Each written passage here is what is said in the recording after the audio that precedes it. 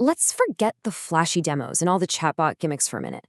Today, we're going to look under the hood of AI, where a really fundamental re-architecture is taking place. Seriously, we're moving way past the hype and into a brand new operational reality. Something huge is happening, and you know what? It's going to change pretty much everything. And that's really the bottom line from our source material here. This isn't just about a slightly better model or some cool new feature. No, it's a signal that the very foundation of how we use artificial intelligence is changing right under our feet. Okay, so for the last few years, we've kind of treated AI like a shiny new toy, right? An experiment we'd pull out for a specific task. Well, playtime is officially over. AI is no longer just a tool we use. It's becoming a continuous, always-on operational layer that our systems and even our entire businesses are going to run on top of. So what's causing this earthquake? I mean, a shift this big doesn't happen in a vacuum. It's actually being fueled by three massive converging forces that are completely reshaping the landscape. Let's break them down. First up, the money. And we are talking about capital at a scale we have literally never seen before. Just look at OpenAI's latest funding round, $122 billion. That is not just a bet on a software company, folks. That is a bet on the next industrial revolution. This is the kind of cash you use to build the very foundation of a new economy. But here's the reality check.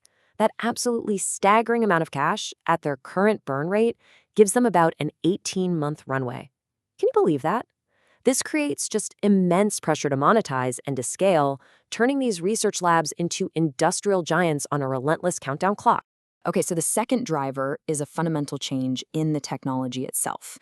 AI is evolving from this passive pipeline of information into a dynamic, self-learning ecosystem. It's becoming what the industry is calling agentic. So what exactly is agentic AI? Well, think of it like this. It's the difference between a GPS that suggests a route and a self-driving car that actually takes you there. It's a huge leap from a passive assistant to an active operator. It doesn't just suggest a course of action. It plans, it executes, and it adapts across really complex workflows, all on its own. And this right here is the core of it. We used to ask, hey, what can AI suggest? But now the question that changes everything is, what can AI do without us? That is the agentic shift in a nutshell. The third and final driver is raw physical infrastructure. See, the game is no longer just about who has the smartest algorithm. Now it's a battle for control of the physical world, these massive AI factories, the specialized chips, and even the power grid itself. The new choke points aren't code, they're power and networking. So, you've got massive capital, you got autonomous agents, and you have an infrastructure arms race. What happens when all these forces hit the real world? Well, you get what we're calling a speed mismatch. And it has some really serious consequences for security, for jobs, and for the data that fuels this whole thing. Let's start with security, where the threat is evolving at frankly, a terrifying pace. Anthropic's new model, Mythios, was so good at finding and exploiting software vulnerabilities, including one that was 27 years old, that they decided it was just too dangerous to release. I mean, think about that for a second. Our offensive capabilities are now outstripping our defenses. Now, let's talk about the economic impact. Projections for the first quarter of 2026 show a staggering number, nearly 80,000 layoffs, just in the tech industry alone. This is not just a market correction, it's a sign of something much, much deeper happening. And here's the kicker. Analysts are attributing a full half of those cuts directly to AI-driven restructuring.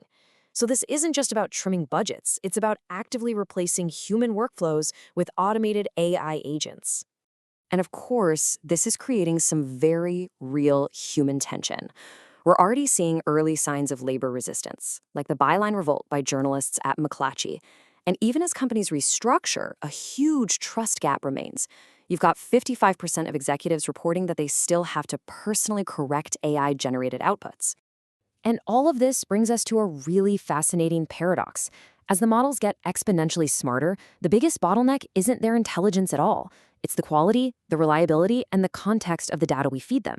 See, without trustworthy data, agentic AI just becomes a fire hose for amplifying errors at machine speed. So, with stakes this high, it's really no surprise that this tectonic shift isn't just playing out within companies. Oh no, it is triggering a global, geopolitical race. The world's major powers are scrambling to write the rules for this new reality. And, well, each one is taking a very different approach. You can basically see three competing philosophies emerge.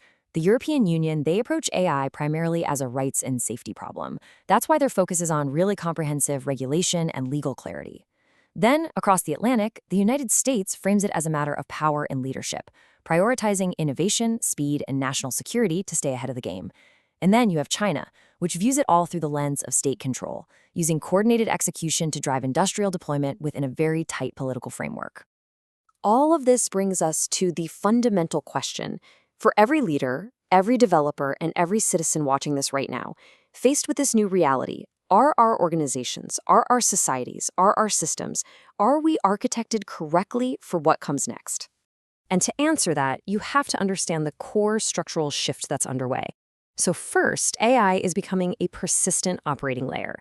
Second, the human buffer, the person who used to catch the errors, is just disappearing. Third, our systems are becoming more tightly interconnected than we can even keep up with. And the result of all that? Well, failures are now faster, they're more distributed, and they're much, much harder to even detect. And this right here is the single most important takeaway. The friction and the failures we're seeing, they aren't happening because the AI is dumb. They're happening because we are plugging machine speed execution into a world that was built for human speed oversight and correction. We are creating a fundamental, dangerous mismatch. So we're left with one final, unavoidable question. This great re-architecture, it isn't coming. It's happening right now. The ground is already shaking. The only real question left is, are you ready for the earthquake?